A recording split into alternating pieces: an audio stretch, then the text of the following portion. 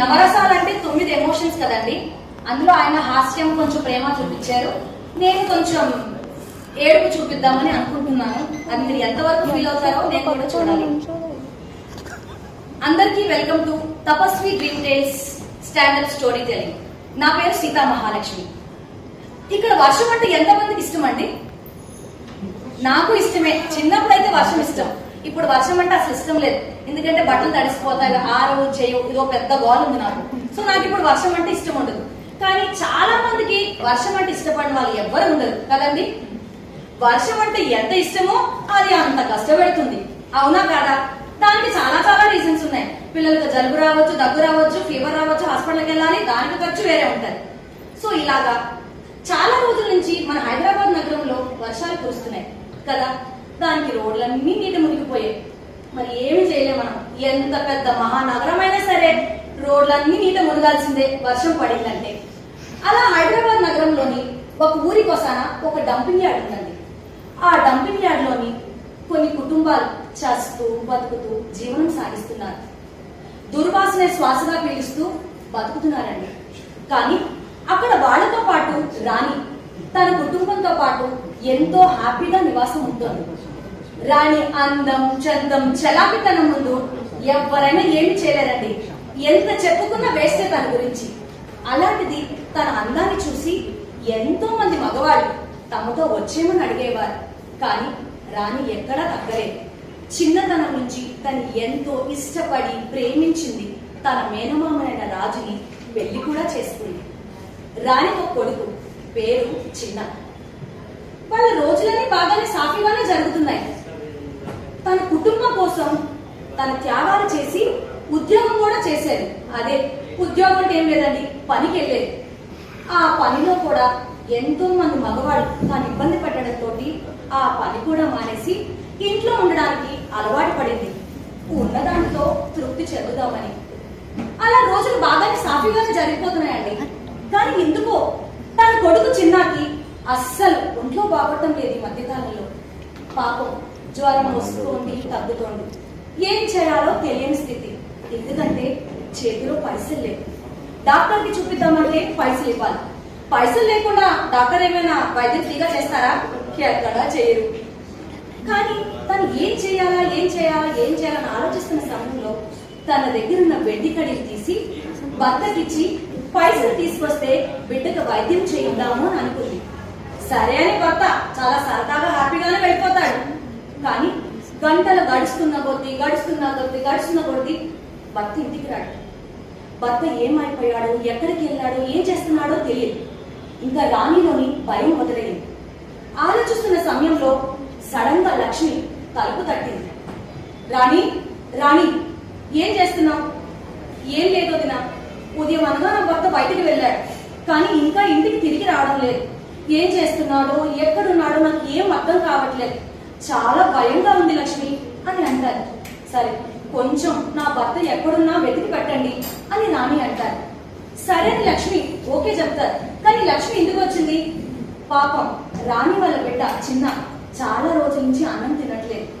గంజి నీళ్ళతోనే పొట్ట నింపుతోంది రాణి. అందుకు కాస్త అన్నం పొట్లనిచ్చి బిడ్డకు తినిపించమని చెప్తుంది. రాణి చాలా ఆనందంగా ఇంట్లోకి వెళ్ళి తన బిడ్డకి గబగబా 4 ముద్దలు ఆనందంగా పెడుతుంది. తను కూడా ఒక ముద్ద తిందామనే సమయానికి బళ్ళుమని వాంతి చేసుకుంటాడు. ఒక్కసారిగా రాణి షాక్ అవుతుంది. ఏమైంది నా బిడ్డకని? ఇంట్లో పరిస్థితి చూస్తే ఇలా ఉంది. మరి రాజు ఏమయ్యాడండి? గడి మమ్మీ డబ్బులు తీసుకురామని చెప్పింది కదా, మరి రాణి ఎక్కడికి వెళ్ళి ఉంటాడు? ఎవరైనా గెస్ట్ చేయగలరా? సరే, నేనే చెప్తా. కరెక్ట్. ఇక్కడ యాంకర్ గారు కొంచెం గెస్ట్ చేశారండి. డబ్బులు చేతిలో పడ్డాయి కదా, ఆ వెండి గడి మమ్మల్ని పైసలతోటి చక్కగా ఒక బెల్ట్ షాప్ కి వెళ్ళాడు. గుడుంబా ప్యాకెట్లు తీసుకున్నాడు. గుడుంబా అంటే అది సారానండి. సారా ప్యాకెట్లు తీసుకుని వాడి స్నేహితుతోటి, శ్రీను స్నేహితుడు పేరు, కలిసి ఒక పాడుపడ్డ బంగ్లా దగ్గర కూర్చుని అలా తాగడం మొదలు పెట్టాడు. తాగుతూ మత్తులోకి వెళ్ళిపోతున్నాడు తప్ప ఇంట్లో పరిస్థితి ఏంటనేది కూడా అస్సలు ఆలోచించట్లేదు. సడన్ గా శ్రీను గుర్తొచ్చింది. అరే బావా, ఇంత తాగింది చాలేరా, పని ఇంటికి పోదాం. సెల్లి అక్కడ ఎదురు చూస్తా ఉంది కదా, ఏంటి ఇంకా తాగుతుంటావు అని శ్రీను అంటాడు. అరే ఉండరా, ఏం కాదులే. అయినా ఇప్పుడు నేనేం తప్పు చేశానురా? ఆ సేటిగాడు నా మీద అలా దబాయిస్తున్నాడు. సరేలే, అదంతా వదిలే, మన ఇక్కడ తాగుతున్నప్పుడు ఆ విషయాలన్నీ ఎందుకు అంటూ మళ్ళీ తాగడం మొదలు పెడతాడు. అరే బావా, నీకు ఎంత చెప్తున్నా అర్థం కావట్లేదేంట్రా, పోదాం ఇంటికి. సెల్లి చాలా బాధపడుతూ ఉంటది, కోపగించుకుంటాను కూడా నువ్వు పైసలు తీసుకురాకపోతే అని అంటాడు సిలిగాడు.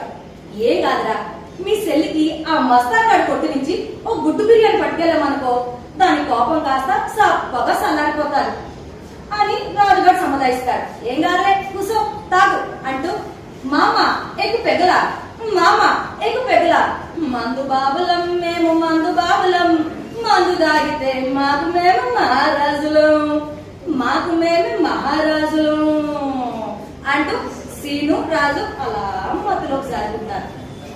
ఒక పక్క భర్త వస్తాడని ఎంతసేపటి నుంచో ఎదురుస్తున్న రాణికి భర్త రాలేదు. సరేని గుమ్మపాటి ఎదురు చూసి ఇంట్లోకి వెళ్తుంది. సడన్ గా ఇంట్లో చూసేసరికి చిన్న గిలగిలా కొట్టుకుంటూ మంచం నుంచి కింద పడిపోతాడు. అంతే, ఒక్కసారిగా రాణి షాక్ అవుతుంది. చిన్న ఏమైంది చిన్న, లే చిన్న అంటూ బాధపడుతుంది.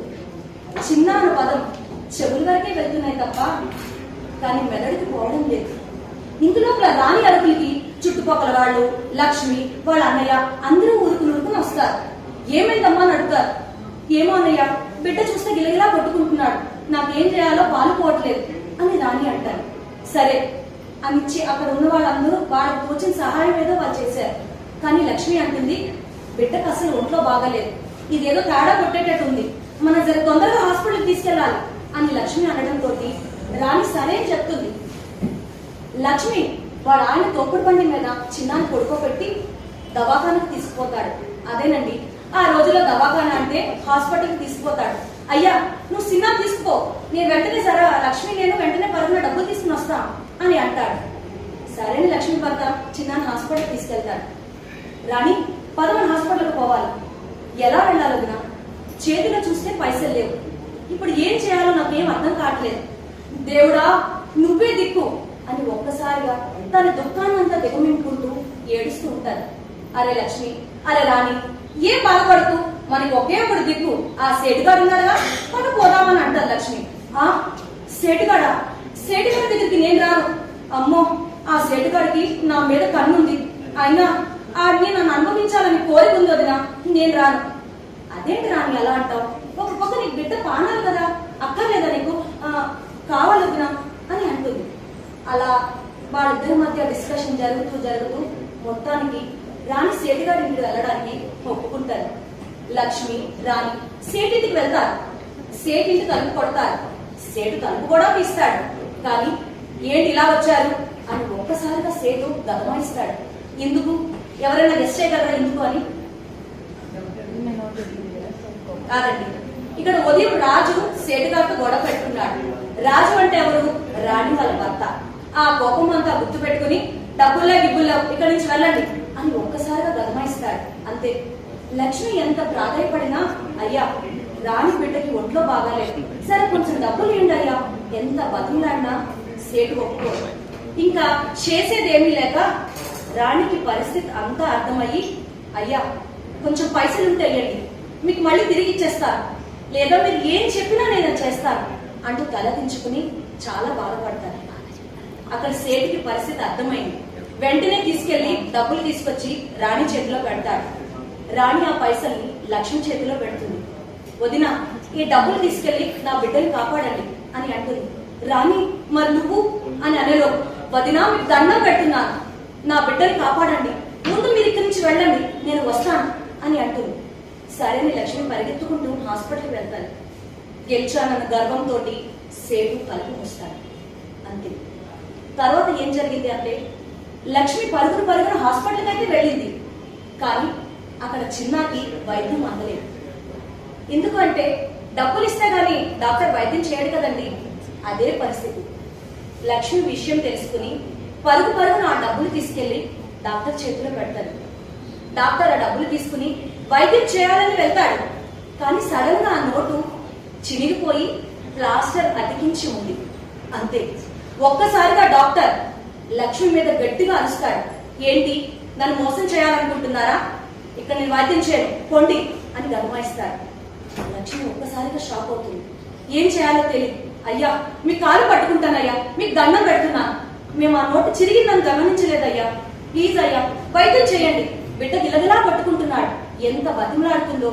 అలా లక్ష్మి బతిమలాడి బతిమలాడి బతిమలాడి ఆఖరికి డాక్టర్ని ఒప్పిస్తుంది. డాక్టర్ వైద్యం చేయడానికి ఒప్పుకుంటాడు. డాక్టర్ లేచి చిన్న దగ్గరికి వైద్యం చేయాలని వెళ్ళేసరికి చిన్న ప్రాణాలు గాల్లో కలిసిపోతాయి. చిన్న ప్రాణాలు గాల్లో కలిసిపోయాయండి. అంతే. లక్ష్మి ఒక్కసారిగా చిన్నా అని అరుస్తూ చినిగిన ఆ నోటుతో రాణి కోసం ఎదురు చూస్తూ అలా కుప్పకూలిపోయింది. పేరులోనే రాణి అంది, కానీ రాణి ఏమీ అనుభవించలేదు. అన్ని కష్టాలే.